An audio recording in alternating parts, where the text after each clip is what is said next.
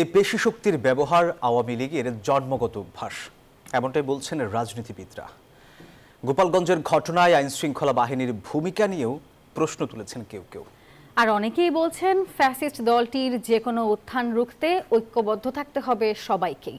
মুরসালিন জুনায়েদের প্রতিবেদন।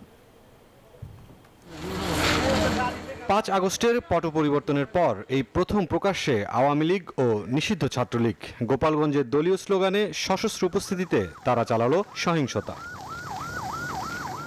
এমন ঘটনায় সারা দেশে আলোচনা সমালোচনার ঝড়, তুমুল প্রতিক্রিয়া রাজনৈতিক অঙ্গনেও। বিএনপি নেতা আমির খসরু মাহমুদ চৌধুরী মনে করেন, সব সময়ই পেশি শক্তিতে ভর করে আধিপত্য দেখাতে চেয়েছে আওয়ামী লীগ, এটাই তাদের রাজনৈতিক চর্চা। এই আওয়ামী লীগের রাজনীতি হচ্ছে পেশি শক্তির রাজনীতি, তাদের ডিএনএ এর মধ্যে এটা আছে। তাদের জন্ম থেকে এখন পর্যন্ত তারা সেগুলো বদলানোর কোনো লক্ষণ দেখা যাচ্ছে না। সুতরাং বাংলাদেশের মানুষ তাদেরকে প্রত্যাখ্যান করার পরও তারা যে আচরণ করছে, এই দলটির রাজনীতির তো কোনো ভবিষ্যৎ নেই বাংলাদেশে। প্রত্যাখ্যান করার পরও তারা এখনো পর্যন্ত তাদের পেশি শক্তির রাজনীতি থেকে সরে দাঁড়াতে পারছে না। কখনো দলের ক্যাডারের পেশি শক্তি, কখনো পুলিশের পেশি শক্তি, কোনো সময় সরকারি অন্যান্য আইন শৃঙ্খলা বাহিনীর পেশি শক্তি। জামায়াত ইসলামের মতে গোপালগঞ্জের ঘটনায় সারা দেশে আইন শৃঙ্খলা পরিস্থিতি নিয়ন্ত্রণে সরকারের ভূমিকা আবারও প্রশ্নবিদ্ধ হলো।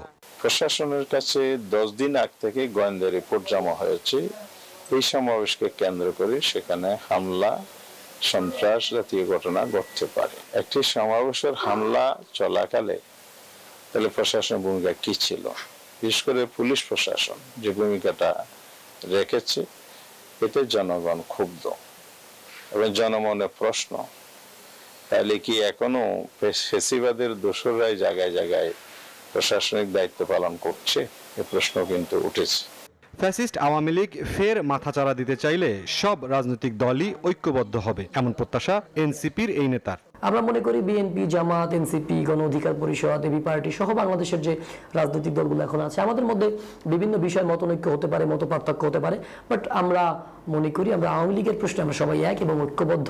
যে আওয়ামী লীগ যদি মাথাচাড়া দিয়ে ওঠার চেষ্টা করে বা আওয়ামী লীগ যদি এই দেশকে অস্থিতিশীল করার চেষ্টা করে, তাহলে বিএনপি, জামাত, এনসিপি, চরমোনাইশ থেকে শুরু করে সমস্ত রাজনৈতিক দল জুলাই বিপ্লবের যে দিনগুলো, সেই উত্তাল দিনগুলোর মতো দিন তৈরি হতে আমাদের মনে হয় না 24 ঘন্টার বেশি লাগবে। গোপালগঞ্জের ঘটনা প্রতিরোধে প্রশাসন ব্যর্থ হয়েছে বলেও মনে করেন এই এনসিপি নেতা। বাধ্য করবে। মুরসালিন হক জুনায়েদ, নিউজ 24, ঢাকা।